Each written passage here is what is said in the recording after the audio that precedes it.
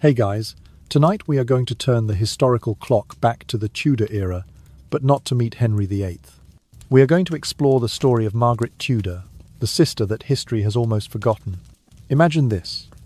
You are only a 13-year-old girl, but you are already a diplomatic weapon in a court constantly living in fear of assassination. This princess girl didn't just learn to smile when her heart was bleeding. She was trained to become a royal spy, a woman married off to her family's arch-enemy, the King of Scotland. Margaret swore she would serve England from within, but she fell in love, and a single kiss destroyed the entire 1,000-year alliance. She dared to betray the throne that birthed her to choose a new kingdom. The consequence? She had to look directly into the eyes of her brother, Henry VIII, when he ordered the hunt for her own children like political pawns. Margaret Tudor was the only woman bold enough to rewrite the rules of royalty, not with a sword but with her own defiance and heart. She is not a forgotten queen. She is the dangerous flame that history tried to extinguish. What drove this Tudor girl to risk everything to claim her autonomy? And why did her family try to erase her name from the chronicles? So, before you get comfortable, take a moment to like the video and subscribe, but only if you genuinely enjoy what I do here. Please let me know where you are watching from and what time it is. Your local time. It's amazing to know we are relaxing together across different time zones. Now, dim the lights, maybe turn on a fan for that soft background hum, and let's ease into tonight's journey together. Margaret Tudor was born in the chill of November, in the year 1489. The war that had placed her father on the throne had ended only 4 years earlier, yet the smell of smoke and steel still lingered in the English air. Her father, Henry VII, was no ancient monarch born of an unbroken royal line. He was a Welsh exile, a man who had lived 14 years in Brittany, plotting, waiting, calculating how to seize a throne that his blood could barely claim. When he defeated Richard III at the Battle of Bosworth Field, he founded a new dynasty on the fragile bones of the old one. It was a crown that glittered but trembled. And in that trembling kingdom, Margaret came into the world not as a beloved daughter, but as a symbol her father's quiet weapon, a girl who might one day buy peace with her smile. From her earliest breath, the Tudor household was steeped in unease. Enemies of the new dynasty, Yorkist claimants, ambitious nobles, disinherited warriors lingered everywhere, waiting for a chance to strike. Margaret's cradle, wrapped in velvet, rested in a fortress of suspicion. She would grow up surrounded, not by laughter, but by whispers, not by lullabies, but by lessons. Before she learned to write her own name, she learned the meaning of survival. Every morning she watched her mother, Elizabeth of York herself, the daughter of a fallen king, move through the court with a perfect, practiced serenity. That quiet grace was not born of comfort, but of necessity. In the Tudor court, silence could save lives. By the age of 10, Margaret had already begun to understand that she was not a child in her own right, but a thread in a vast political tapestry. Her father's crown was a prize that many still considered stolen, and so every Tudor child became both heir and hostage to the future. Henry VII raised his sons to rule and his daughters to negotiate. A daughter, he once told his council, is a treaty waiting to happen. It was not affection, but arithmetic. Each of his children was a number in an equation that might secure the fragile Tudor line. In those early years, Margaret's education reflected her destiny. Tutors instructed her in Latin, French, and the careful grace of the dance. Every curtsy was a rehearsal for diplomacy. Every word she spoke was measured for its potential use. Even the fine art of embroidery was not mere pastime, but practice, a symbol of patience, perfection, and obedience. Behind the delicate movements of her needle, she learned something else. That power often wears a soft face. She watched, listened, absorbed. Her father's council chambers, filled with men debating war and taxes, fascinated her more than any tapestry.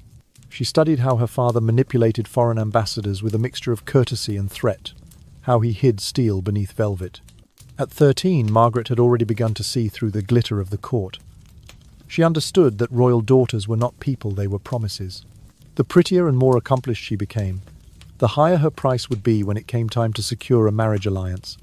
And yet, deep inside, the young princess was not as compliant as she appeared. The smile she gave at banquets, the downcast eyes during her lessons, these were masks she wore with growing skill. Beneath them, her mind was sharpening, patient and watchful.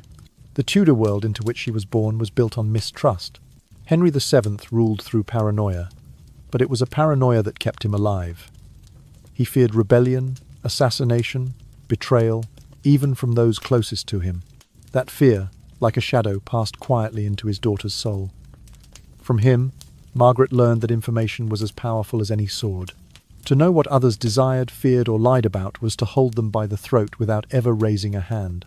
By the time she entered her 12th year, Margaret could already read the hidden meanings in a smile, the tremor in a voice, the pause before a sentence. Diplomats twice her age found themselves disarmed by the poised young girl who seemed merely curious. Henry believed he was moulding a perfect diplomatic bride, a tool to strengthen alliances. But what he truly created was something far less predictable, a mind capable of seeing beyond the script written for her. Outside the palace, the world still trembled between peace and war.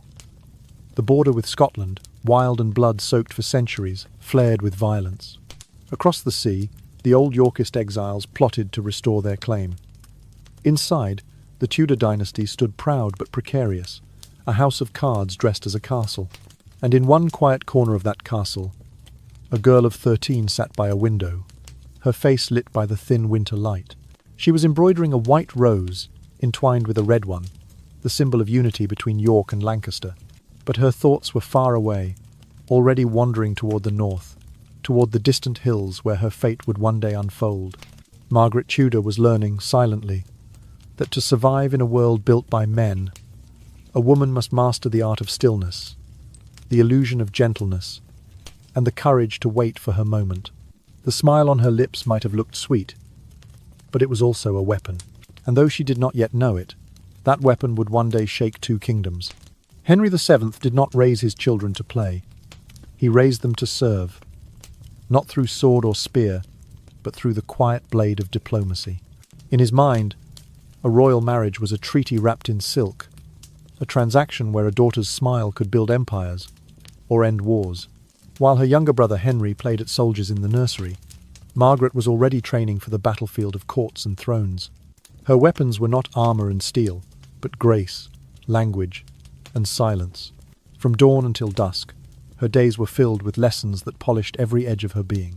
She studied French, the language of kings and courts, Latin, the tongue of scholars and popes, and even a trace of Spanish, as her father sought to weave connections with the rising power of Ferdinand and Isabella. Every mispronounced word, every imperfect curtsy, was corrected with patient precision. Dance lessons were not leisure, they were rehearsal for survival. A single misstep at a royal ceremony could insult an ambassador, wound a treaty, or spark a war. Even embroidery had its purpose. As Margaret's needle slipped through gold thread, she was practicing the patience required to endure endless councils, where men spoke of her as though she were not there at all. By the age of 10, Margaret already knew the quiet cruelty of her position. Royal daughters were not people. They were currency. The brighter their eyes, the smoother their manners, the higher their worth upon the chessboard of Europe. A less perceptive child might have accepted that fate. But Margaret watched. She noticed how her father smiled without warmth, how he spoke in riddles, how his promises changed depending on who was listening. She saw the rhythm of power, the way affection could be feigned, threats concealed beneath flattery, and favors traded like coins. At council dinners, she sat quietly behind her mother, pretending to focus on her food while her mind gathered every word. She learned that even silence could be a strategy. To know what others desired was to make them predictable, and predictability, in the Tudor world, meant control. Henry VII, ever cautious, kept his court wrapped in layers of secrecy. Ambassadors from France, Spain, and the Holy Roman Empire came and went through the polished halls of Westminster, each one cloaked in charm and deceit. Margaret watched them all. She memorized accents, gestures, and tones. She saw that alliances were not built on trust, but on fear, and that the king, her father, was both master and prisoner of that fear. By the year 1501, Margaret had turned 12. Her lessons had become subtler, her understanding sharper. She began to read not just letters, but between the lines. She could detect the faint tremor in an envoy's voice that betrayed uncertainty. She could sense the pause in her father's speech when he was about to lie. Words fascinated her not for their beauty, but for their danger. A single word spoken carelessly could alter the course of kingdoms. Her tutors marveled at her quickness. Her father, ever pragmatic, praised her obedience, but underestimated her perception. He believed he was crafting a perfect diplomatic bride, a princess so polished and pliant that foreign courts would be enchanted. What he was truly creating, though, was something unpredictable. A young woman capable of observation so keen it bordered on defiance. When visiting envoys tried to charm her with compliments, she responded with a soft smile and eyes that gave nothing away. Some mistook her quietness for innocence, others for shyness. Few realized that Margaret was cataloguing every phrase they uttered, every boast they made, every inconsistency between their words and their gestures. She turned conversation into chess, every response calculated, every silence purposeful. Occasionally Henry would test her. He would summon her to his chambers, spread a series of letters before her, and ask what she could deduce. The child would glance across the lines of diplomatic code, then quietly point out which phrases were lies and which were truths disguised as threats. Her father would laugh, proud of her wit, proud of his creation, but he did not see that in sharpening her mind, he was teaching her to question authority, including his own. The court itself was a living lesson in duplicity. Behind the glittering banquets and polished silver, the air always hummed with rumours, rebellions brewing in the north. Pretenders whispered to still live, nobles shifting allegiance like sand. Margaret grew accustomed to the language of tension. When a nobleman bowed too deeply, she wondered what he was hiding. When her father smiled too broadly, she wondered who he was preparing to betray. It was an education not just in etiquette but in survival. Her mother, Elizabeth of York, offered a softer mirror to her father's cold precision. From her, Margaret learned compassion, but also resignation. Elizabeth had been the daughter of an enemy house and the wife of a conqueror, her entire existence a compromise. "Peace," she once told her daughter in a rare private moment, "is never given freely, it is paid for." Those words lodged deep in Margaret's heart, though she did not yet understand how personally she would pay that price. Late at night, when the court finally grew still, Margaret would lie awake in her chambers, listening to the distant footsteps of guards and the muffled creak of doors closing. The great castle was like a living creature, always awake, always watching. Sometimes she dreamed of escape of a world beyond treaties and titles, where she could speak freely and be more than her father's pawn. But even in her dreams, duty followed her like a shadow. By the time dawn broke and the bells called the court to prayer, Margaret would rise, smooth her gown, and fix the practiced smile upon her face. The lessons would begin again. A new dance, a new tutor, another day to perfect the art of being useful. The girl who had once held dolls now held the attention of ambassadors twice her age. And though Henry VII saw in her only a piece on his diplomatic board, she was becoming something far more dangerous, a mind learning how to see the game itself. For now, though, she remained silent, patient, and watchful. A small, graceful figure gliding through the candlelit corridors of the Tudor palace, already learning that power was not in speaking the loudest, but in knowing when to say nothing at all. The news came like a whisper through the corridors of Richmond Palace. Scotland wanted peace. For the first time in living memory, after centuries of hostility and blood, a Scottish king was ready to negotiate. To the court of Henry VII, it was almost unthinkable. For 300 years, the border between England and Scotland had been marked not by treaties but by graves, by the cries of men who had died at places like Stirling Bridge in the year 1297 and Bannockburn in the year 1314, where the proud armies of England had been shattered beneath the banners of freedom. Now, in the first years of the 16th century, the message that reached the Tudor throne carried both promise and peril. King James IV of Scotland, a man of 30, wanted to end the blood feud. His proposal was simple in words and devastating in consequence. A marriage, binding the crowns through blood, peace bought with the life of a child. For Margaret, the meaning of that decision sank deep and cold. Scotland was no mere foreign land. It was the enemy, a place painted in the English imagination as rough, wild and barbarous. In every ballad, every fireside tale.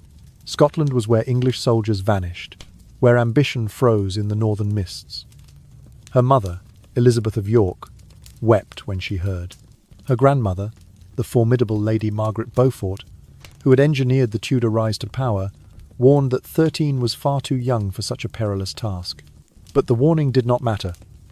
In the year 1502, the Treaty of Perpetual Peace was signed. The price of that peace was the princess herself. Margaret Tudor would be wed to James IV, King of Scotland, a monarch 18 years her senior, who had once led armies against her own people. He was a man seasoned by war and politics, while she was barely old enough to hold a quill steady in her hand. Yet no one asked her opinion. No one asked if she could bear to leave her home, her mother, or the language and music that shaped her childhood. To the Tudors, marriage was duty, not desire. Henry VII had chosen his daughter's future, as he might choose the placement of a soldier on a battlefield. In private, the young princess remained silent. Her face was calm, her posture perfect, but inside, the lesson of her childhood returned to her like a whisper. Survival required understanding the rules and bending them when needed. Scotland would not be her choice, but it could still be her game. She began to prepare, quietly, for the life ahead. While seamstresses measured her for gowns and scholars instructed her in Scottish customs, Margaret spent her evenings listening to her father's advisers talk about the Northern Kingdom.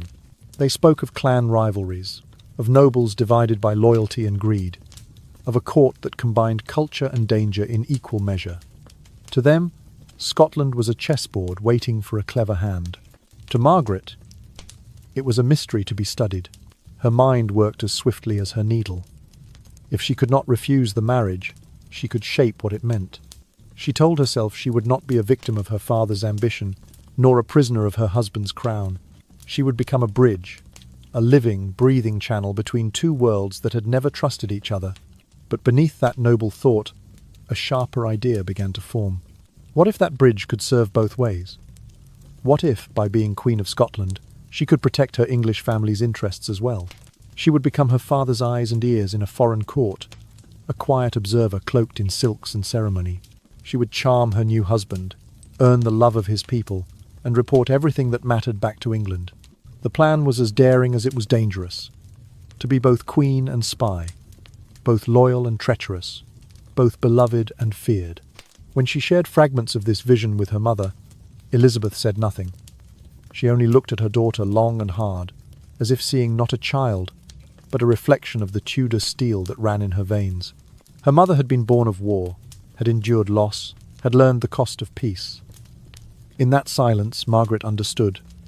There would be no rescue. The road north would be hers to walk alone.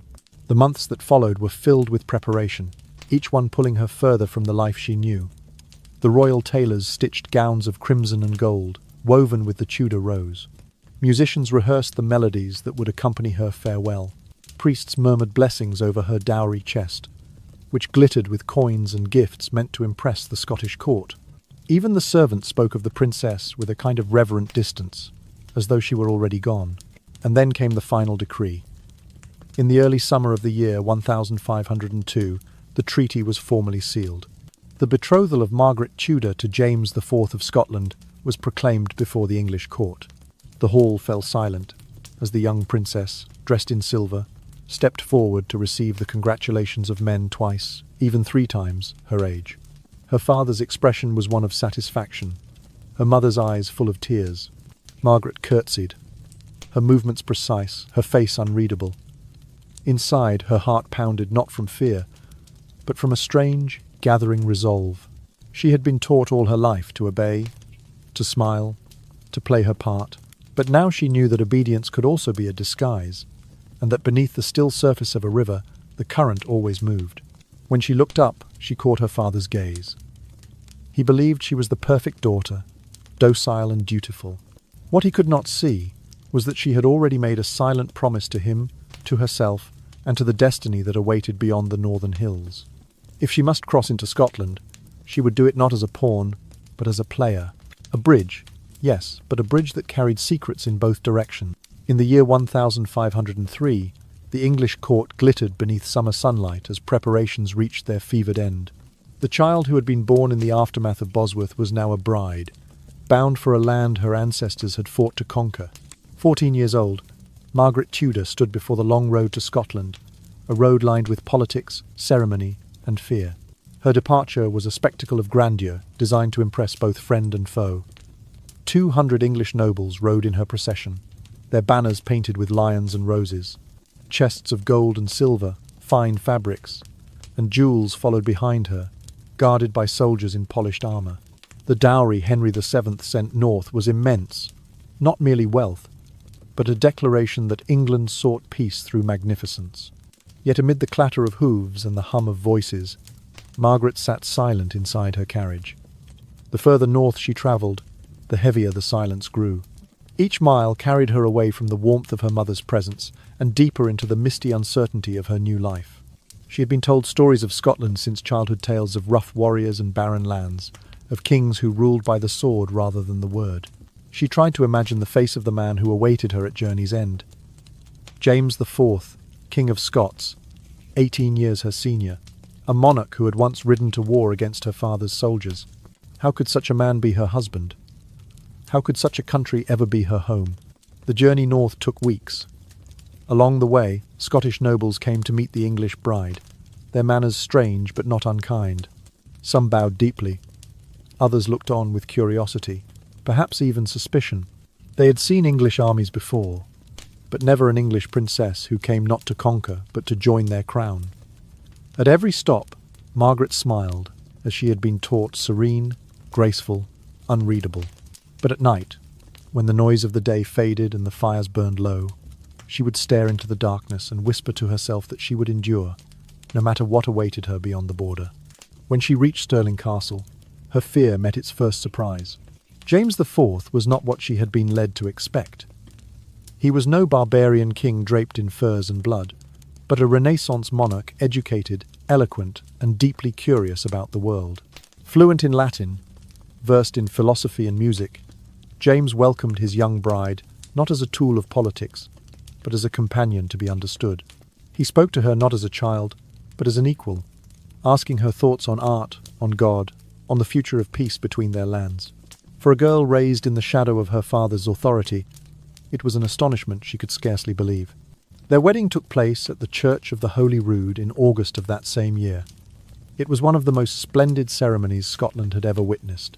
Bells rang over the rooftops of Stirling, their echoes blending with the laughter of nobles and the cheers of the gathered crowd. Margaret, dressed in white and gold, walked down the aisle beneath banners, bearing both the Red Lion of Scotland and the Tudor Rose of England. Two enemies joined, at least for a moment, by hope. But it was after the ceremony, in the quiet weeks that followed, that Margaret's life began to change in ways no treaty could predict. At Stirling and later at Edinburgh, she established her own small court, a circle of attendants, scholars and musicians. She began studying the Scots tongue, not as a gesture of diplomacy, but out of genuine curiosity. James's advisers, seeing her interest, allowed her to attend council sessions. There she listened to the fierce debates between Highland and Lowland lords, between merchants and clergy, between loyalty and ambition. Each word became another piece in the great puzzle of rule. Slowly, Margaret began to find her footing. She translated diplomatic letters, wrote responses in both Latin and English, and observed the fragile threads binding Scotland's many factions. She discovered that power was not only about force, but about persuasion, about knowing when to speak and when to remain silent. The girl who had once learned patience at her embroidery frame was now using that same discipline to weave political balance between two uneasy kingdoms. James encouraged her curiosity. He showed her the royal treasury, the fleet at Leith, the new weapons imported from France. He asked her to read and translate dispatches from England, amused by her quick understanding of coded language. And for a time, the unlikely pair, the young bride and the older king, seemed to find a rhythm that neither had expected. But harmony is fragile at courts built on secrets. Not long after she had settled into her role, a courier arrived from the south, bearing letters sealed with the red wax of England. They were written in a familiar hand, her brother's. Henry VIII had ascended the throne, his youth brimming with ambition and suspicion alike. In those letters he asked for information. Details of Scotland's armies, its nobles, its intentions. He wanted numbers, alliances, rumours. He wanted his sister's eyes to serve as his own. Margaret held the letters in trembling hands. The words of her brother were wrapped in affection, but beneath them she could feel the weight of demand. Was she still her father's daughter, or now her husband's queen? The question hollowed the air around her. To betray James would mean destroying the fragile peace she was meant to uphold. To betray Henry would mean defying her own blood. Days passed before she answered. When she did, her response was careful, deliberate, a balance between truth and silence. She described Scotland's growing strength but not its weaknesses, its noble rivalries but not the names. It was a letter meant to warn her brother away from war, without giving him the means to start one. It was a dangerous choice, and it came with a price. England trusted her a little less. Scotland watched her a little more closely. She had placed herself between two crowns, loved by neither, needed by both. And yet, in that precarious space, Margaret Tudor began to understand her own power, not as a queen or a spy, but as something rarer, a woman who could shape the space between nations, one letter at a time. In the year 1512, the long-awaited cry of a newborn echoed through the stone corridors of Holyrood Palace. It was a boy, Prince James, the first legitimate son of King James IV and Queen Margaret Tudor. For Scotland, it was a moment of triumph. For Margaret, it was both a blessing and a chain. The fragile peace between England and Scotland now rested on the tiny shoulders of her child. Almost immediately, the birth became a matter of politics. From London came letters laced with careful warmth. Her brother, King Henry VIII, congratulated her, but beneath his words lingered calculation. The English court hoped that the boy would be raised with affection for England, perhaps even moulded into a future ally, a prince who might one day heal the border through blood and loyalty. But in Edinburgh, the Scottish nobles muttered in warning. They saw in the baby not a symbol of unity, but a potential weapon for English control. The factions within the Scottish court grew restless, their arguments echoing through council chambers while Margaret cradled her infant son, unaware that even his lullabies were political. Margaret, still only 23, understood the danger more clearly than most. To be the mother of a future king was to stand in the crossfire of two worlds. England expected obedience, Scotland demanded independence. So she chose the only path she could, a balance as thin as glass. Publicly, she declared her son the heir of Scotland and vowed he would be raised as a Scottish king. Privately, she maintained quiet contact with the Tudor network across the border, believing that keeping both kingdoms near might one day protect her child. By the year 1513, Margaret had grown into a new role that neither England nor Scotland had foreseen. No longer a mere diplomatic bride, she had become a queen in her own right, a negotiator, a peacemaker, and, at times, the unseen hand behind her husband's decisions. She spoke with ambassadors, reviewed trade proposals, and helped settle quarrels among feuding Highland clans.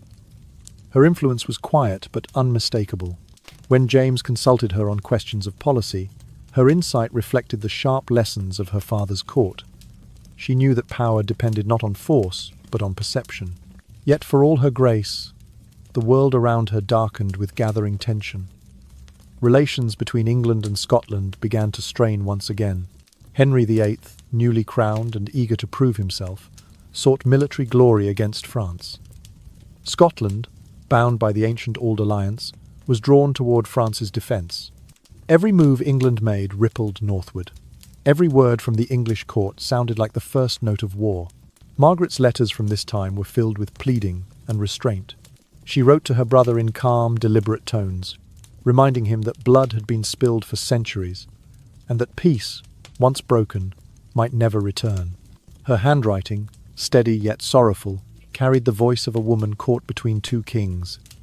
To the Scottish council, she spoke of prudence, urging them not to be drawn into England's quarrels. She arranged discreet meetings between envoys from both sides, hoping that words could still hold back the storm. But history rarely listens to the voices of peace. In the late summer of that year, Henry marched south toward France, and James, bound by honour, pride, and his treaty with the French, prepared to strike southward into England. Margaret begged him to reconsider. She knelt before him, her son in her arms, reminding him that no war between brothers' lands could bring glory, only widows and orphans. Yet the king's resolve was set. On the 9th day of September, in the year 1513, the Scottish army met the English at Flodden Field. The battle lasted barely 4 hours. When the mist cleared, 10,000 Scots lay dead, their banners trampled into the mud. Among them was King James IV, the last British monarch to die in battle. News of the disaster reached Linlithgow Palace days later. Margaret, still nursing her infant, received the message in stunned silence. Her husband was gone. Her son, barely a year old, was now King James V of Scotland. The young widow faced a realm collapsing under its own grief. English troops threatened to advance north. The nobles, shattered by loss, quarrelled over who should control the new king. France sent envoys offering gold and soldiers, but at the price of turning Scotland into a puppet state. Margaret had only days to decide what kind of queen she would be: a fugitive seeking safety in England, or a ruler standing her ground in a hostile land. She chose to stay. Summoning the remaining nobles to Edinburgh Castle, she appeared before them holding her baby in her arms. The hall was cold, the air thick with smoke and mourning. When she spoke, it was not in the polished English of her birth, but in Scots fluent, measured, resolute. She declared her duty not as an English princess, but as the mother of Scotland's king. The gesture struck the nobles deeply. In that moment, the foreign-born queen became, in their eyes, one of them. They granted her the regency, though not without cruel conditions. She must never remarry without the council's approval. She must keep Scotland free from English interference and refuse domination by France. Bound by these vows, Margaret began one of the most delicate balancing acts in history. For 18 months, she ruled a kingdom bleeding from war, rebuilding its shattered strength while navigating the jealous eyes of every faction around her. She negotiated a temporary truce with her brother Henry, accepting gestures of peace while refusing to bow. She accepted French gold, but carefully avoided the chains that came with it. She soothed the rival clans, persuading them to unite around her infant son rather than tear the realm apart. Her leadership, quiet but unyielding, brought Scotland back from the edge. Yet even as she performed miracles in politics, her private life frayed beneath the weight of loneliness. Nights in Edinburgh grew longer and colder. Letters from England were few and distant. Whispers in the Scottish court grew louder, questioning her strength, her faith, her motives. The woman who had once been the bridge between two kingdoms was now forced to stand alone upon it, trembling beneath the strain. And just as she began to steady herself, another figure entered her life, young, handsome, and ambitious. A man whose name would soon be bound to hers in a decision that would undo everything she had built. A door was opening, the door of love, and behind it waited her greatest downfall. In the cold months that followed the death of King James IV, Queen Margaret found herself surrounded not by comfort, but by vultures disguised as courtiers. Power, like the scent of blood, drew men closer. She was 24, too young to rule a kingdom alone, too young to be a widow, and far too valuable to be left unguarded. The nobles who had once bowed to her as regent now whispered in corners, each plotting how best to use her grief to their advantage. Some sought her hand in marriage to claim the regency through her. Others, more ruthless, schemed to seize her person outright, to trade the Queen's captivity for political favour. In this tightening circle of danger appeared Archibald Douglas, Earl of Angus. He was 25, tall, golden-haired, and charming, the kind of man who spoke softly enough to make ambition sound like affection. He came from the Douglas clan, the second most powerful family in Scotland, a name that carried both prestige and peril. His words were honeyed with poetry, his eyes bright with sympathy. To a queen weary of mourning, he seemed less like a politician and more like a saviour. He promised to protect her from the nobles who circled her throne like wolves. He promised safety, partnership, perhaps even love. In August of the year 1514, Margaret Tudor made her choice.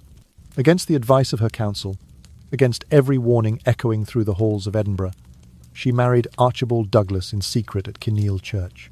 The ceremony was small, hurried, hidden beneath the pretence of mourning.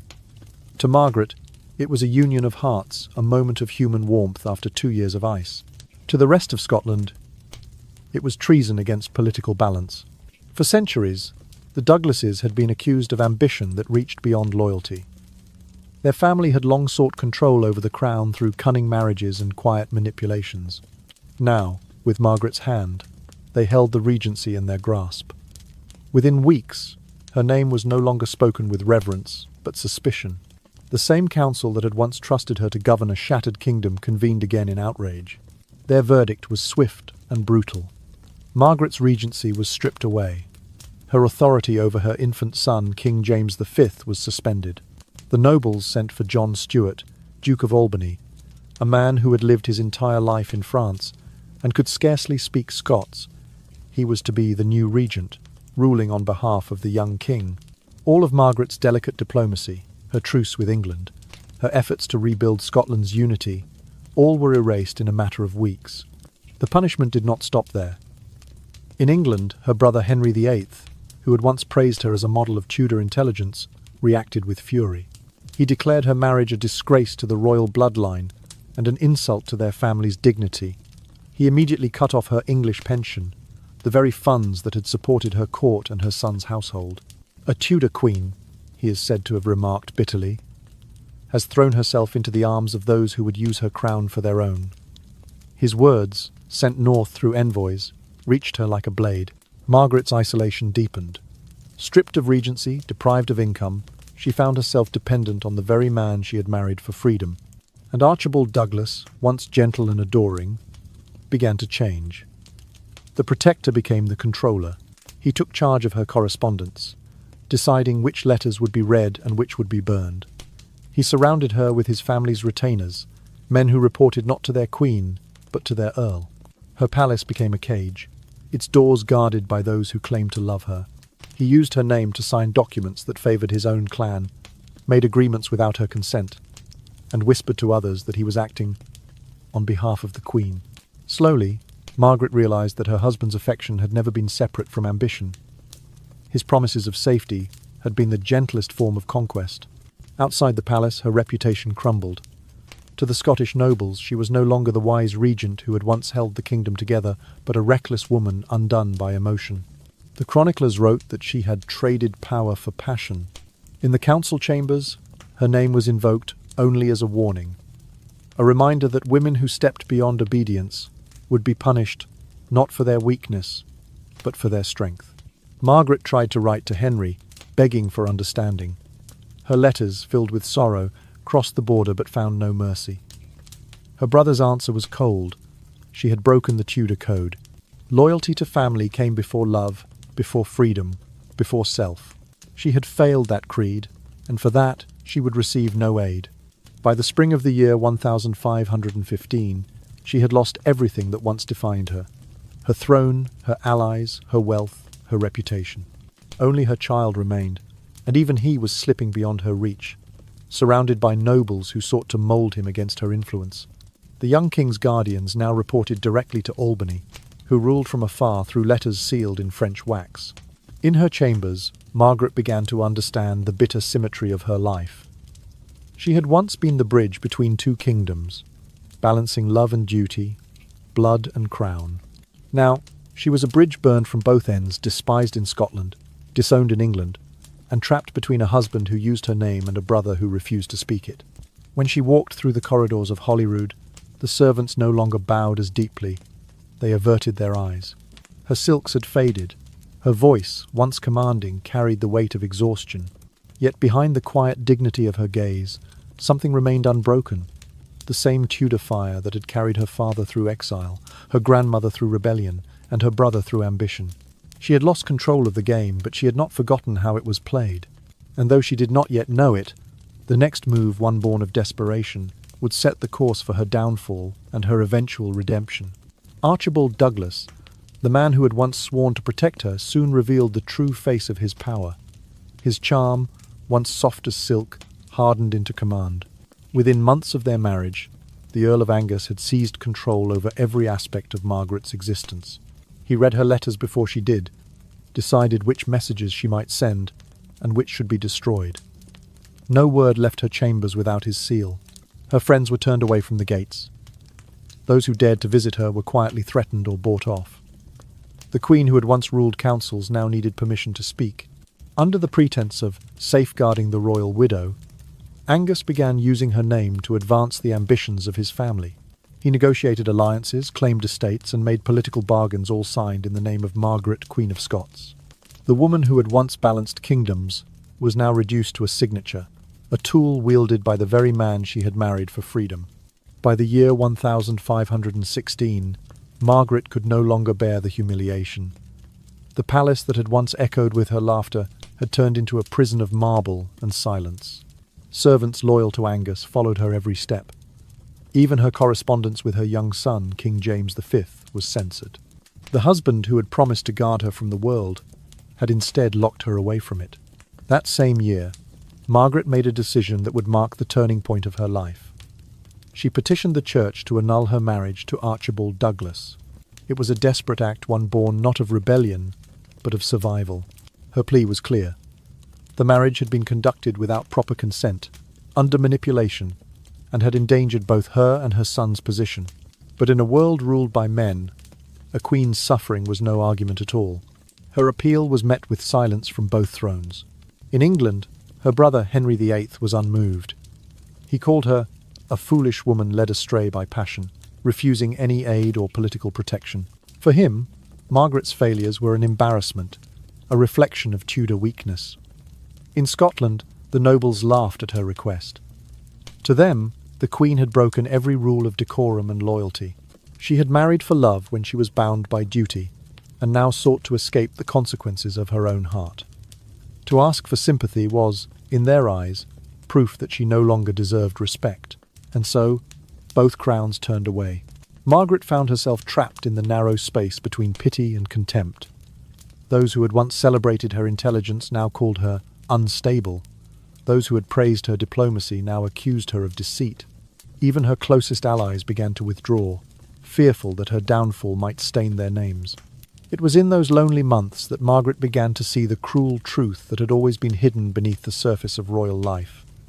Women could be wise, but not too wise, powerful, but only under supervision. The moment a woman thought beyond the limits prescribed for her, the moment she acted for herself, she became dangerous. She thought of her grandmother, Margaret Beaufort, who had built the Tudor dynasty through cunning and faith, but had ruled only from behind curtains and counsel. She thought of her mother, Elizabeth of York, whose quiet grace had hidden a lifetime of compromise. And now, here she was, their descendant, a woman who had dared to think she could wield power openly. Her punishment was swift and thorough. Angus tightened his hold. He forbade her to leave Edinburgh without his consent. He took possession of her jewels, her correspondence, even her servants. Her few remaining supporters were dismissed or replaced by Douglas loyalists. The Queen, who had once commanded armies, was now escorted by guards wherever she went. Rumours spread that she had gone mad. At court, men debated her fate as though she were an abstract idea, not a living person. Some said she should be sent to a convent. Others whispered she might flee to England, though Henry would not receive her. No one mentioned rescue. In private, Margaret wrote again to her brother one last plea. Her handwriting trembled, but her words were precise. I am a prisoner in my own house, denied all counsel and comfort. I have served peace, and yet I live without it. The message crossed the border but received no reply. By the winter of that same year, even the weather seemed to conspire against her. The winds from the North Sea howled against the palace walls, and the hearths burned low. She spent long evenings seated by the fire, staring into the flames as if they might show her what future remained. She was still queen by title, but her crown had become invisible. Once, she had been the bridge between England and Scotland. Now, she was a relic of a peace no one cared to remember. Her greatest strength, her independence, had turned into the reason for her ruin. The more she tried to reclaim her dignity, the more the world insisted on stripping it away. In that quiet defeat, Margaret understood the full cruelty of her station. She could neither live as a queen nor escape as a woman.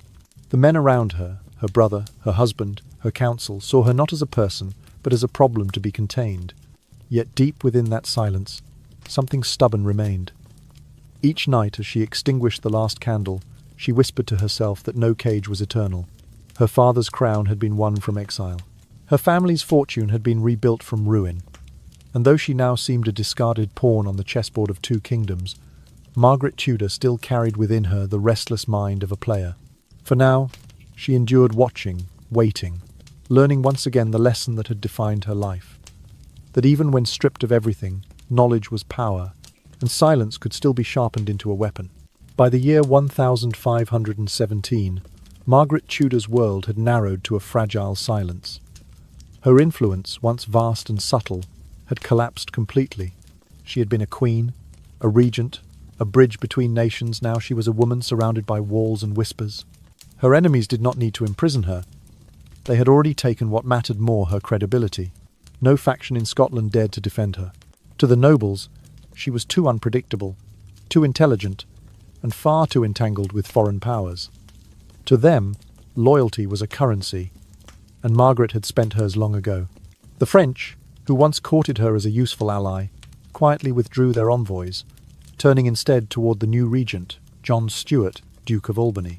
Even France, which had celebrated her defiance, now considered her independence too volatile to trust. Across the border, her brother Henry VIII played his own cruel game. He offered no open hostility, only silence, which cut deeper. In private, he encouraged Scottish lords who opposed his sister, feeding their ambitions while pretending ignorance.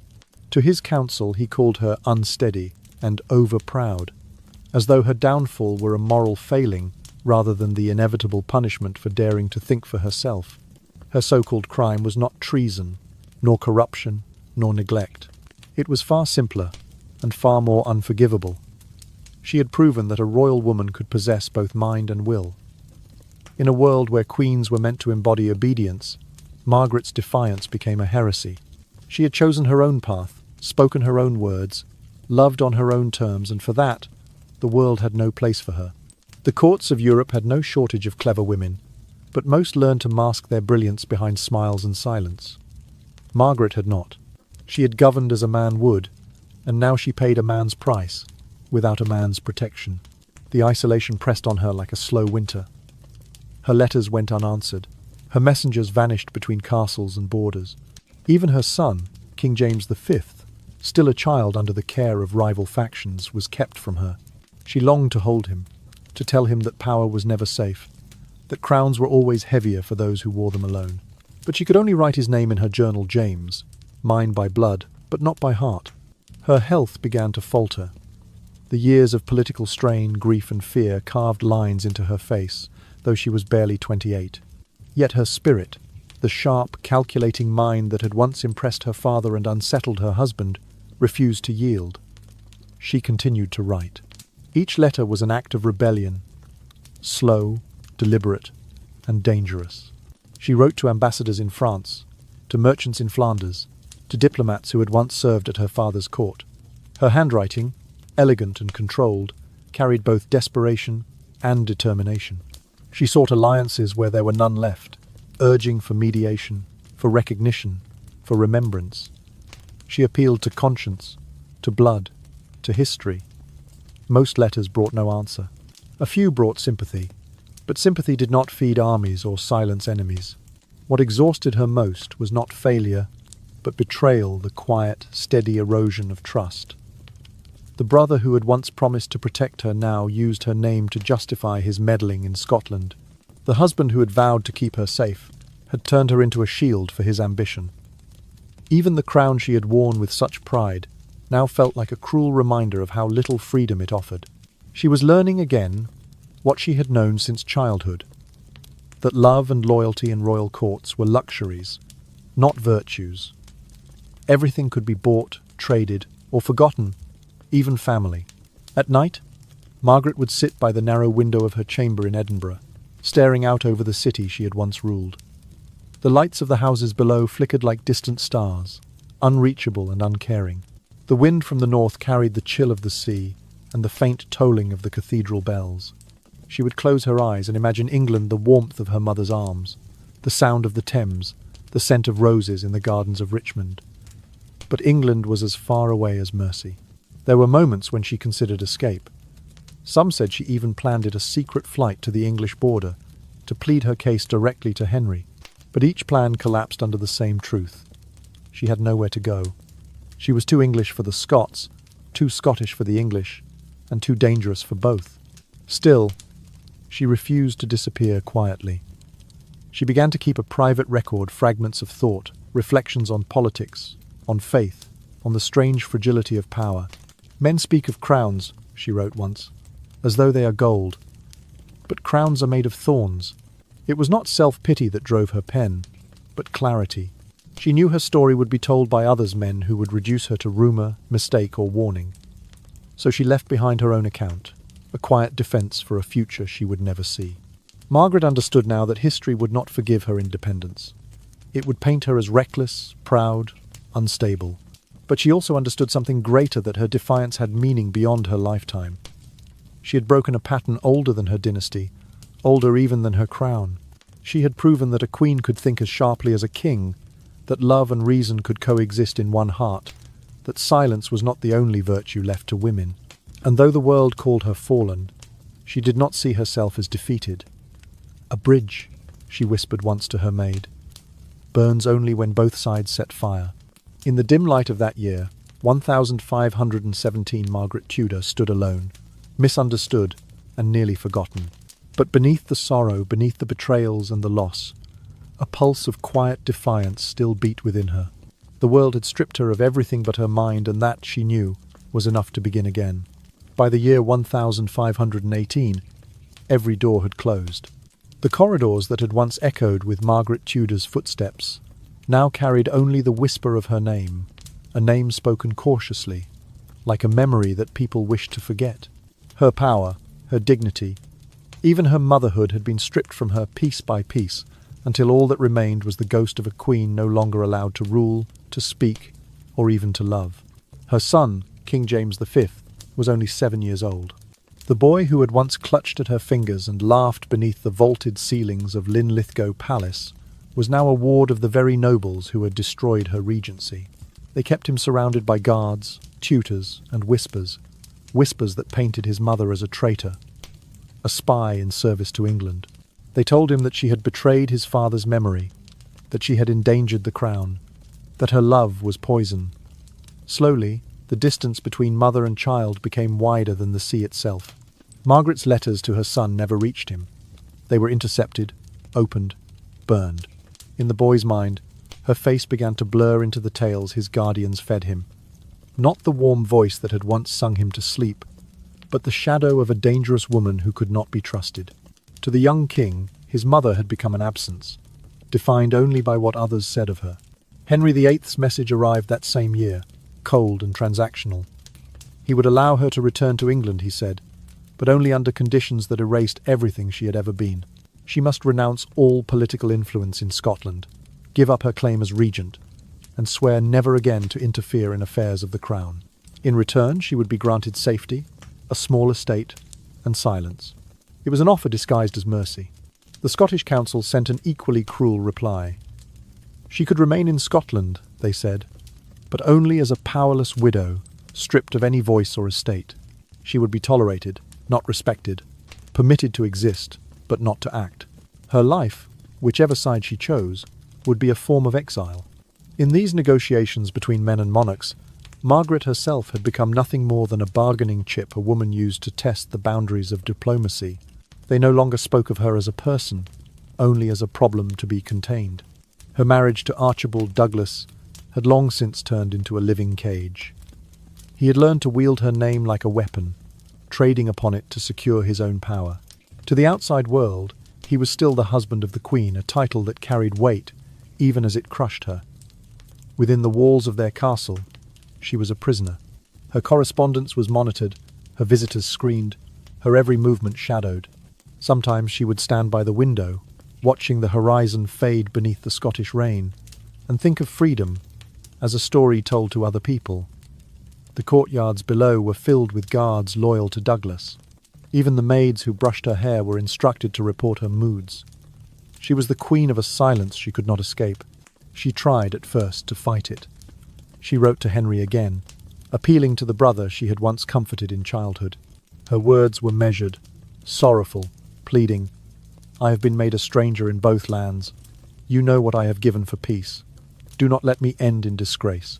There was no reply. The silence from England was not ignorance. It was choice. Henry had built his reign on control, and his sister's defiance had become an embarrassment. A woman who had once outwitted ambassadors, guided armies, and balanced two crowns was now a reminder of what the Tudors feared most, a queen who could think for herself. Margaret's days began to dissolve into sameness. The hours were marked only by the toll of church bells and the soft scrape of parchment as she wrote letters no one would read. Her jewellery, once symbols of her rank, was gone sold or seized. Her gowns, once embroidered in gold, were now simple wool. Even the servants who pitied her avoided her gaze, afraid of being caught in her misfortune. At night, when sleep refused her, she would remember the sound of wedding bells at the Church of the Holy Rood, the scent of roses at her coronation, the laughter of her son before the world taught him to fear her. And she would think of how strange it was that a single life could hold both splendour and despair in equal measure, how the same woman who had stopped a war now begged merely to live in peace. Her isolation was not just physical. It was the slow erasure of identity. Without her throne, her child, or her voice, she had become invisible to the very world she had once shaped. To England, she was a failure. To Scotland, an inconvenience. To Douglas, a possession. And yet, in that hollow existence, something stubborn flickered still, the last ember of the spirit that had defied her brother, her enemies, and her fate. Even when reduced to begging for an allowance from the same man who had denied her comfort, she refused to yield completely. Her final letters from that period are written in a hand both weary and resolute. In them she no longer spoke of glory or politics. She wrote, instead of dignity, a word more fragile than power, but infinitely harder to destroy. "They have taken all that can be held," she wrote, "but what is thought cannot be seized." By the end of that year, the once mighty Queen of Scotland lived like a ghost among the ruins of her own story. Those who saw her pass through the corridors of Methven Castle described her as pale, quiet, and watchful, the kind of silence that comes not from weakness, but from having seen too much. The woman who had once commanded the fate of nations now lived on the charity of others, her letters unanswered, her name slowly fading from court. But even as the world forgot her, Margaret Tudor was not entirely gone. Beneath the ashes of her former life, a quiet endurance endured the same strength that had carried her from the gilded halls of England to the wild storms of Scotland. She had lost her kingdom, her marriage, her family, but she had not yet lost herself. And in that small, flickering truth, there still lived a trace of the queen she had once been. Margaret Tudor had once done the unthinkable. She had ruled, negotiated, and held a kingdom together while the men around her destroyed theirs. But medieval Europe was not ready for such defiance. In the world she inhabited, a woman's brilliance was admired only until it threatened to outshine a man's. And so, they did not punish her for failing, they punished her for succeeding. The chroniclers would later write her name with a warning, not an honour. She became a lesson whispered in royal courts across Europe. Let queens be beautiful, pious, and silent, not clever, not independent, not dangerous. Her story was turned into caution, her triumph into shame. What she had built through intelligence and courage was erased by the ink of men who feared what her memory could inspire. And yet, in the shadows of her obscurity, Margaret Tudor still moved quietly, not to reclaim her throne, but to plant something deeper, something the world could not uproot. She understood now that her era would never allow her to win, but perhaps another generation could. What she could not achieve through treaties or crowns, she would pass on through blood, a lineage that might someday finish what she had begun. By the winter of the year 1527, the queen who had once commanded armies became a fugitive from her own marriage. After years of humiliation and control, she finally broke free from Archibald Douglas. The escape was perilous. The roads were watched, her name still bound to his.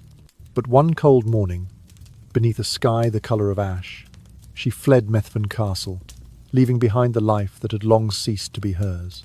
In her flight, she found something she had not known in years ere that tasted of freedom. And, along that uncertain path, she met Henry Stuart.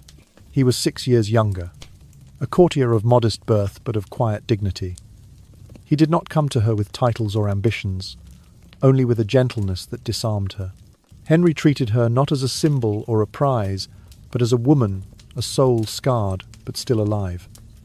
His kindness was not gilded with politics. For the first time since her youth, Margaret was seen, not used. Their union was not one of power, but of peace. In the eyes of the court it was scandalous. In the heart of Margaret it was salvation. They married that same year, not in grandeur, but in stillness. No armies, no treaties, no dowries. Just two people defying the world's rules for one brief, honest moment. In Henry Stuart's arms, she rediscovered fragments of herself, long thought, lost, laughter, trust, and the fragile courage to hope again. He listened to her memories, her regrets, her endless calculations of what might have been. He did not interrupt. He simply stayed. To a woman who had been treated all her life as a weapon, a pawn, a cautionary tale, that patience was a revolution greater than any crown. But time, as ever, was unkind. The world had moved on without her. Her reputation was in ruins. Her name carried the weight of scandal rather than sovereignty. Even those who pitied her refused to risk their own fortunes for her cause. The English court ignored her entirely. In Scotland, the regency had long passed to others who ruled in her son's name. Margaret lived quietly at Methven Castle once again, this time not as a prisoner, but as a relic. The rooms were colder now, the servants fewer. Her days passed in a rhythm of silence, mending her own dresses, tending small gardens, writing letters to no one. The woman who had once been the axis between two kingdoms now lived a life measured by the turning of seasons. And yet, she never surrendered the mind that had shaped her fate. Her letters from this period reveal a melancholy wisdom, the kind that comes not from bitterness, but from understanding the price of vision. "I have learned," she wrote, "that crowns may be won with courage, but kept only with fear. I would not wish such a prize upon any daughter of mine." It was a confession and a prophecy, for in her bloodline, the seed she had sown would one day bloom, though she would never live to see it. As the years wore on, her health began to fade. The winters in Perthshire were long and unkind. Henry Stuart remained by her side, loyal and steadfast. Together they lived not as monarchs, but as survivors, two souls bound by quiet endurance. Her son, King James V, now grown, ruled Scotland with the same fire she had once shown, though he seldom acknowledged the mother who had given him both his throne and his caution. Occasionally, he sent her small sums of money, gestures more of obligation than affection. The boy who had been taught to fear her now pitied her, and perhaps that was the cruelest mercy of all. In the final years of her life, Margaret Tudor found peace, not in forgiveness, but in clarity. She had seen the full circle of power, its seduction, its corruption, its loneliness, and she had learned that to rule is to be devoured slowly by expectation. When she walked through the corridors of Methven for the last time, her steps were slow, but her head remained high. There were no courtiers left to bow, no heralds to announce her presence, but the dignity that had once guided nations still clung to her like a quiet flame. She died in October of the year 1541, at the age of 51. There was no royal funeral, no grand mourning, no parades of loyalty. History moved forward without looking back.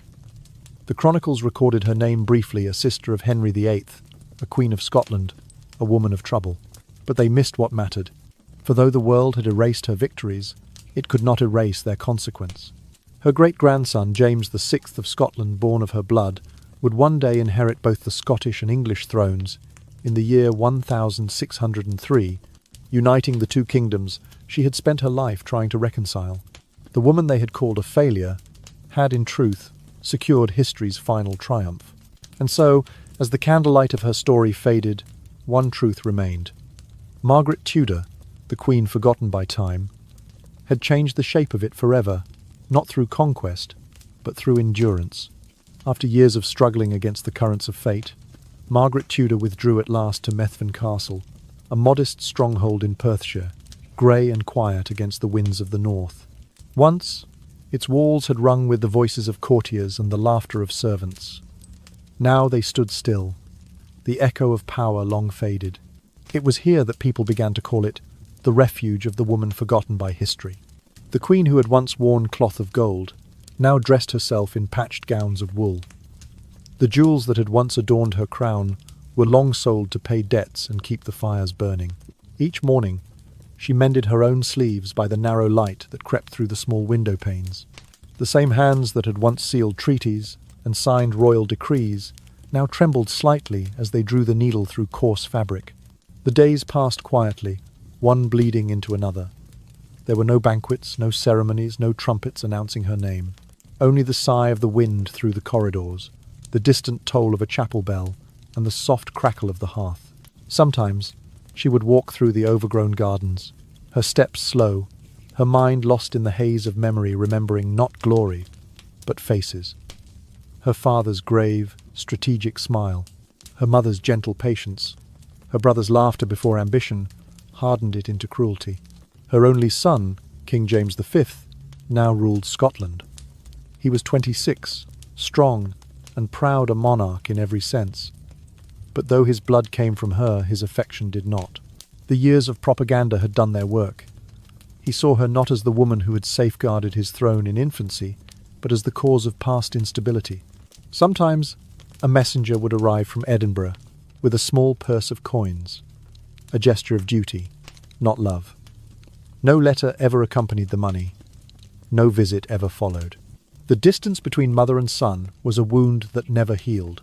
To the people of Scotland, she had become a fading echo of another age.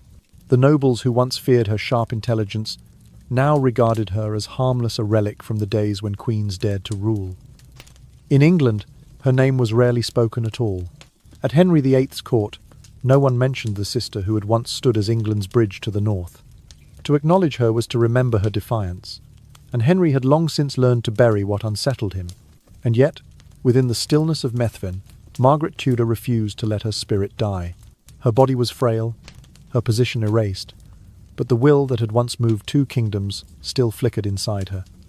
She spent long hours writing not to plead, not to demand, but to remember. The pages of her letters and journals, still bearing the elegant Tudor hand, were filled with reflections rather than regrets. "I have seen peace born in blood," she wrote once, "and thrones kept by fear. The years have taught me that power is not the crown but the endurance to wear it." Sometimes she would look out through the narrow castle windows toward the horizon, to the north, where her son ruled, to the south, where her brother's realm lay beyond the border. Between them stretched the same cold line of land and suspicion that she had spent her entire life trying to bridge. And yet, despite everything, a small ember of hope endured within her heart. She believed that her lineage, her blood, her struggle would one day unite the very nations that had torn her apart. She could not know when or how, but she felt it with the same quiet certainty that had once guided her through the treacherous courts of Europe.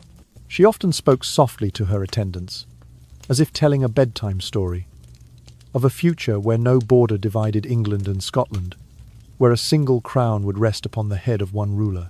Her servants, out of respect or pity, listened in silence. Perhaps they thought her imagination had drifted into fancy, but Margaret knew what they could, not that the past had a way of bending toward completion, and that her suffering had not been for nothing. Her health declined slowly. The winters at Methven were cruel, the air damp and biting.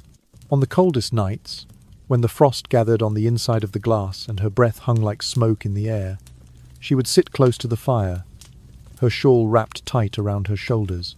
The candle beside her burned low, its flame trembling in the draught. The sound of her needle-stitching fabric was the only rhythm in the room. It was steady, patient, a heartbeat against the silence. Each thread she pulled seemed to tie her a little more firmly to the world, as though by the act of mending small things, she could still keep the greater world from unraveling completely. She no longer spoke of politics or war. Those battles had been fought and lost.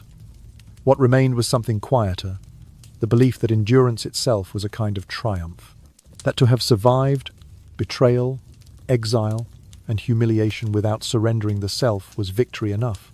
On some evenings, when the sunset bled across the fields in red and gold, Margaret would whisper to herself the names of those who had come before her: her father, Henry VII, her mother Elizabeth of York, her brother Henry VIII, and then, finally, her own.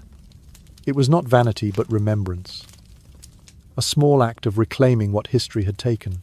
And though Scotland had long forgotten her, and England pretended she had never existed, She continued to believe that one day her story would return. When she closed her eyes at night, she often dreamed of two banners, the Red Lion of Scotland and the Tudor Rose of England, drifting closer and closer until they merged into one. She would smile faintly in her sleep, as though hearing distant bells ring in a land yet to come. And perhaps in those quiet hours, she could already see what the world would only realize many decades later, that her bloodline, carried through time, would do what her heart had always longed for, that in the year 1603, her great-grandson James VI of Scotland would ascend to the English throne as James I, uniting the crowns that had once divided her soul. But for now, she waited patient, forgotten, and unbroken, the candlelight flickering gently across her face. The queen who had lost everything yet somehow planted the seed of eternity. In the year 1541, the story of Margaret Tudor came to its quiet end. She was 51 years old when death finally reached her, not as an enemy, but as an old companion who had walked beside her for years. There was no court physician by her bed, no royal herald waiting to proclaim her passing. The woman who had once been the heartbeat of two kingdoms slipped away in near silence, her breath fading with the dimming of a single candle. There was no royal funeral, no procession winding through the streets of Edinburgh. No bells rang across Scotland to mourn the sister of England's king. Only a few faithful servants stood by her side, their eyes wet and their hands shaking as they prepared her modest resting place. In those final hours, no noble emissary came to speak of her legacy. No bishop offered elaborate prayers. She was buried quietly, without fanfare, in the Carthusian Abbey at Perth. The air was cold, the ceremony brief. From England, there was nothing. No message of condolence, no acknowledgement that the Tudor bloodline had lost one of its earliest branches. Henry VIII, long consumed by his own ambitions and wives, made no mention of her in court. His silence was as final as her death. From Scotland, only a token response arrived. King James V, her son, sent a small sum of money for the burial, not out of love, but obligation. He did not attend, nor did he send a delegation of his lords. The same child she had once held as armies closed in, the same boy for whom she had sacrificed her crown, now kept his distance. Perhaps the years of mistrust could not be undone. Perhaps the image of his mother as the English spy had hardened beyond repair. And so, Margaret Tudor, daughter of Henry VII, sister of Henry VIII, mother of James V, left the world as she had lived it, alone between two crowns. The winds of November carried no songs for her, only the rustle of leaves across an unmarked grave. The world turned, and history, indifferent and impatient, moved on. It was as if she had never existed.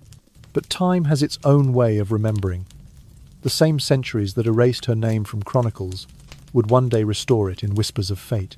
For the quiet soil that covered her in the year 1541 held a seed planted by blood, and will a seed that would take 62 years to bloom.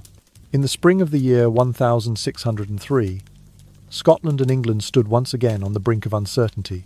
Queen Elizabeth I of England, the last of Henry VIII's line, had died without an heir.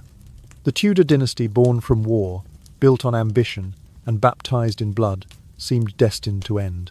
But history, like a tide, returned to the shore Margaret had once dreamed of reaching. Her great-grandson, James VI of Scotland, ascended the English throne as James I. For the first time, the crowns of England and Scotland rested upon a single head. Two nations, divided for centuries by hatred and betrayal, were bound together under one rule. The unification Margaret had envisioned in the depths of her exile, the peace she had begged for in letters no one answered, had at last become real. The irony was as profound as it was poetic. The woman branded a traitor to both realms became, through lineage, the architect of their unity. The breaker of peace, as her critics had called her, was revealed by time to be the very mother of peace. The two nations that had once despised her name now lived under the enduring stability she had fought, wept, and bled to secure. None of it bore her signature. There were no monuments raised in her honor, no histories proclaiming her triumph. Her victory came not through decrees or armies, but through inheritance, through the quiet persistence of her blood. If the stones of Methven Castle could speak, they might have told of those nights when Margaret, alone before the fire, had whispered her prophecy to the dark. That one day, her son's descendants would unite the lands that had torn her apart. And so it came to pass. The unification of the crowns under James VI and I was more than a political accident. It was the closing of a circle that had begun with her. The bridge she had tried to build in life, shattered by war and pride, was finally complete in death. The peace she could not live to see became her final legacy. Historians would later write of kings and treaties, of power and conquest. Few would write of her, but those who looked closely enough, those who traced the veins of history beneath the surface, would find her there, silent but present, the invisible thread that stitched two nations into one. In the quiet of Perthshire, her grave remained unadorned, the name on her stone weathered almost to nothing. Yet her presence lived on in every royal seal that bore both the Rose of England and the Lion of Scotland, in every law passed under a united crown, in every child born to a land no longer divided by its borders. Margaret Tudor's life had been marked by storms, but her legacy endured like calm after thunder. She had lost her power, her crown, her voice, but not her purpose. In the end, she proved that some victories are not shouted from thrones or celebrated by armies. Some are quiet, patient, and eternal. And so, while the world forgot the woman, it could never escape the consequence of her existence. The blood that once flowed through the daughter of Henry VII would shape the destiny of Britain itself. History, at last, kept her promise, the promise she had whispered to the wind from the lonely towers of Methven. Someday, peace will wear my name, even if the world forgets my face. When history looks back, Margaret Tudor no longer appears as a tragic figure, but as a mirror of an age that was not yet ready for women who could think. She was the first of the Tudor bloodline to love not by decree, but by desire, to choose not duty, but the heart. In an era when obedience was considered a woman's only virtue, her refusal to submit became her rebellion. And though it cost her her crown, her reputation, and her peace, it also carved her name faintly but indelibly into the conscience of history. She had lived in a world where men held the pen, the sword, and the crown. Kings decided the fates of queens. Fathers arranged the futures of daughters. A woman could be worshipped or feared, but never free. Yet Margaret Tudor defied every rule they wrote for her. She thought as they did, spoke as they did, ruled as they did, and for that they punished her as they never would have punished one of their own. The court chroniclers of her time called her impulsive, vain, even dangerous. But beneath their ink lies a quieter truth.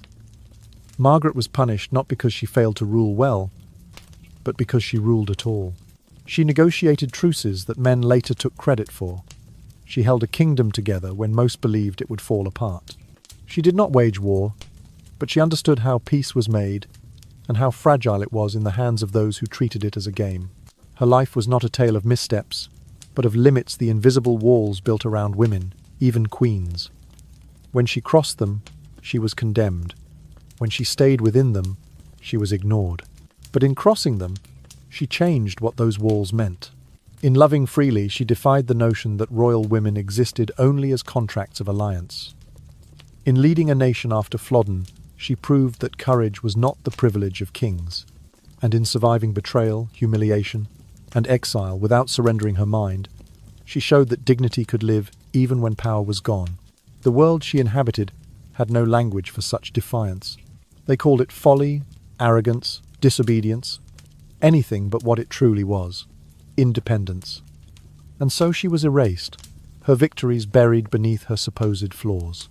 Yet, paradoxically, it was that very erasure that preserved her legacy.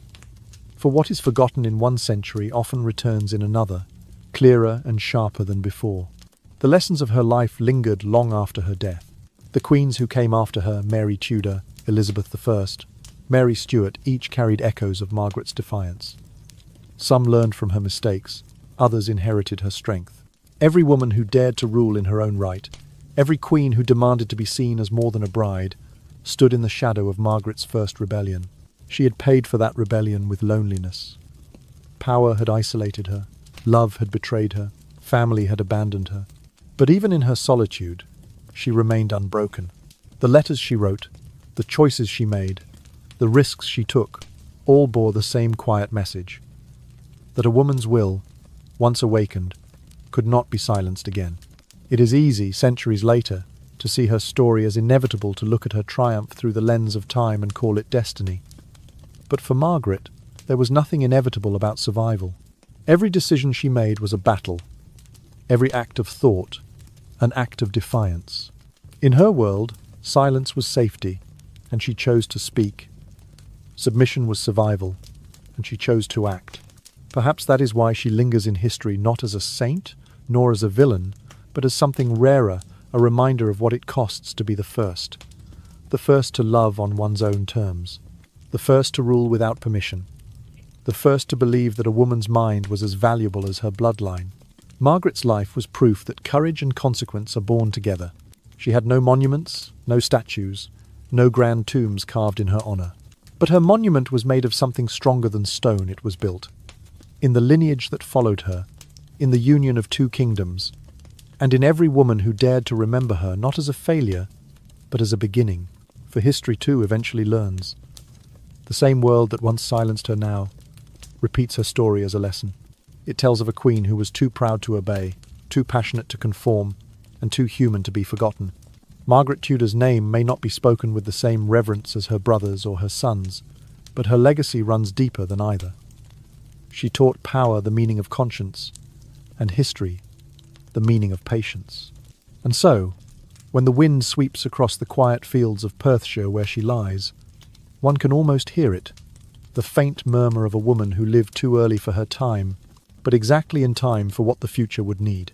Margaret Tudor, the queen who dared to think, who loved beyond law, who paid with solitude for freedom, remains, even now, a silent spark in the long, dark corridors of royal history.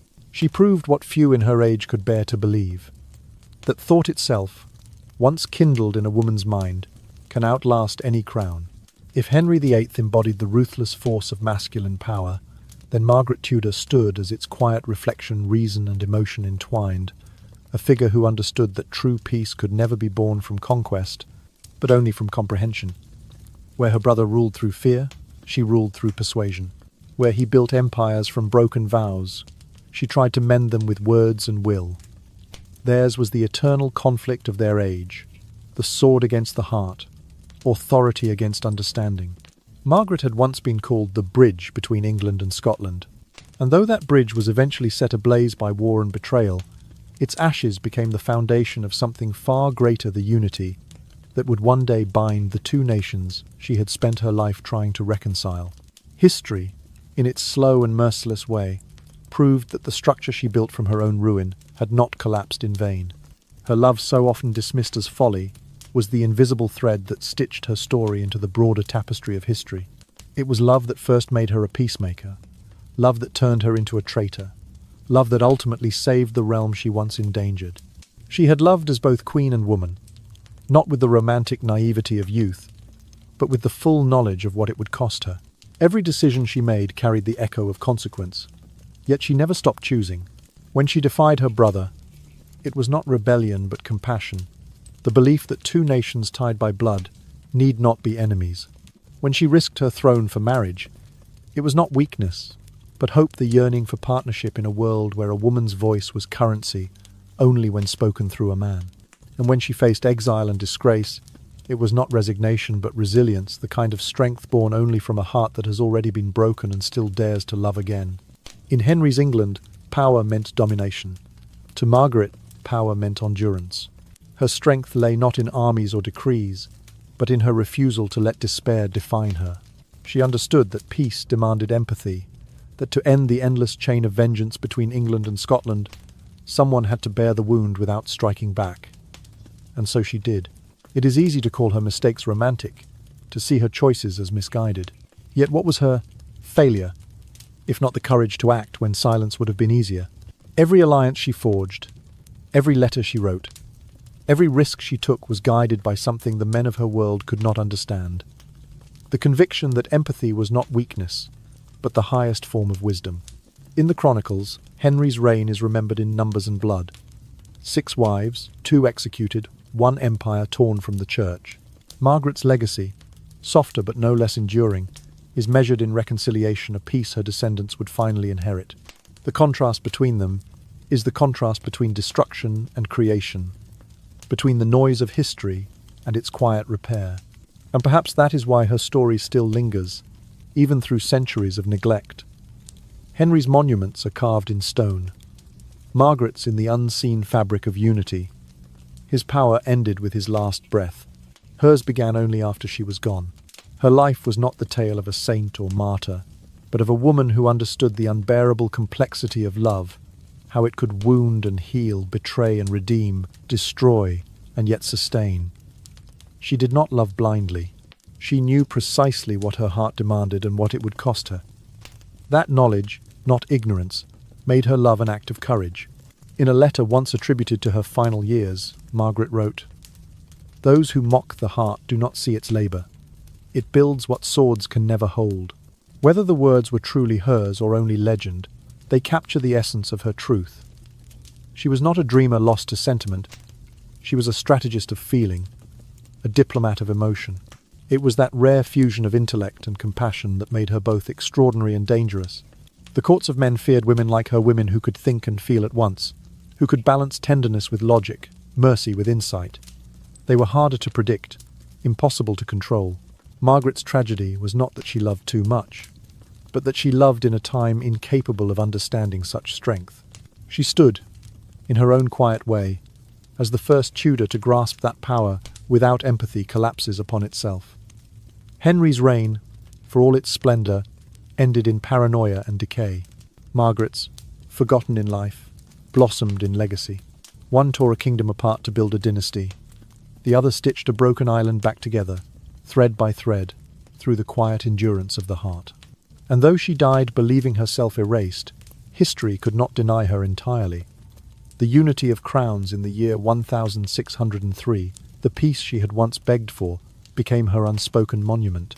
The Tudor rose, and the Scottish thistle, once divided by blood, grew together at last under her descendants' reign. Margaret's story reminds us that history's greatest acts of courage are not always loud.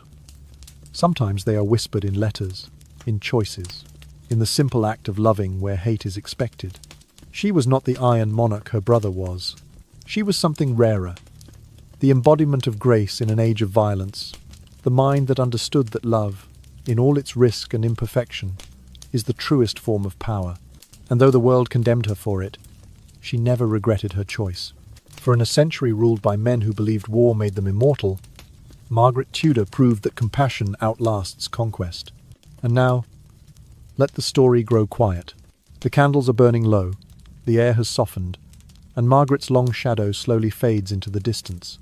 Her crown has long turned to dust, her name almost forgotten by the marble halls that once echoed it, yet, somehow, she still lingers here with us. Not as a queen, not as a rebel, but as a whisper of something timeless.